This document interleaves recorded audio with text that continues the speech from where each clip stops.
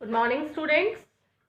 कल हम लोगों ने हमारा चैप्टर भारत और वैश्वीकरण स्टार्ट कर दिया था, जिसमें मैंने आपको एक छोटी सी भूमिका जो है वो बताई थी कि 1991 के अंदर सोवियत संघ का विघटन होने के बाद में भारत जो है उनके द्वारा बाजारोन्मुखी पूंजीवादी अर्थव्यवस्था जो है उसकी तरफ रुख किया गया था।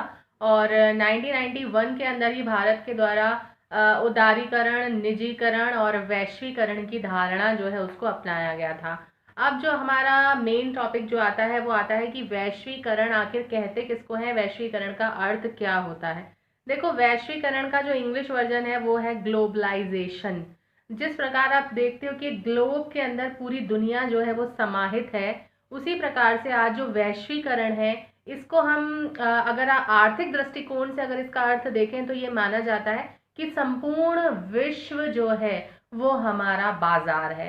अर्थात अंतर्राष्ट्रीय एकीकरण, विश्व व्यापार का खुलना, उन्नत संचार साधनों का विकास, वित्तीय बाजारों का अंतर्राष्ट्रीयकरण, बहुराष्ट्रीय कंपनियों का महत्व बढ़ना, जनसंख्या का देशांतर गमन, वस्तुओं, व्यक्तियों, पूंजी, विचार, आंकड़ों की गतिशीलता का बढ़ना जो है यही वैश्वीकरण कहलाता है।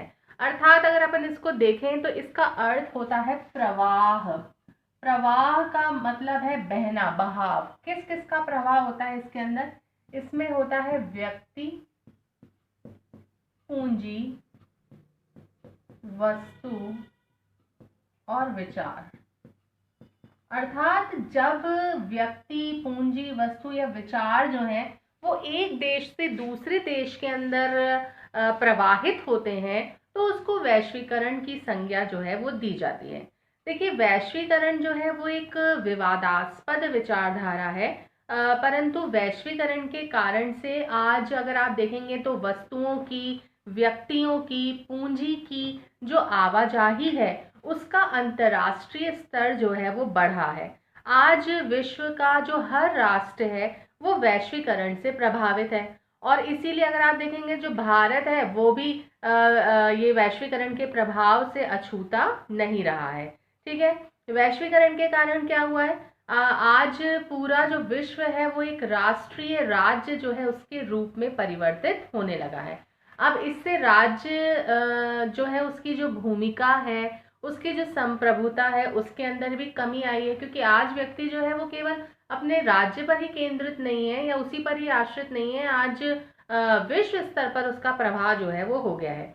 वैश्वीकरण के कारण से ही आज अगर आप देखेंगे तो राज्य जो है उनका स्थान धीरे धीरे जो बहुराष्ट्रीय कंपनियां हैं वो लेती जा रही हैं। और इसका सकारात्मक प्रभाव जो है वो ये हुआ है कि इससे राजनीतिक शक्ति जो है उसके अंदर भी वृद्धि हुई है। अब वैश्वीकरण के कुछ रीजंस हैं, कुछ कारण हैं वैश्वीकरण के। जैसे सबसे पहला, वैश्वीकरण का सबसे महत्वपूर्ण जो कारण है वो है प्रौद्योगिकी का विकास हुआ है।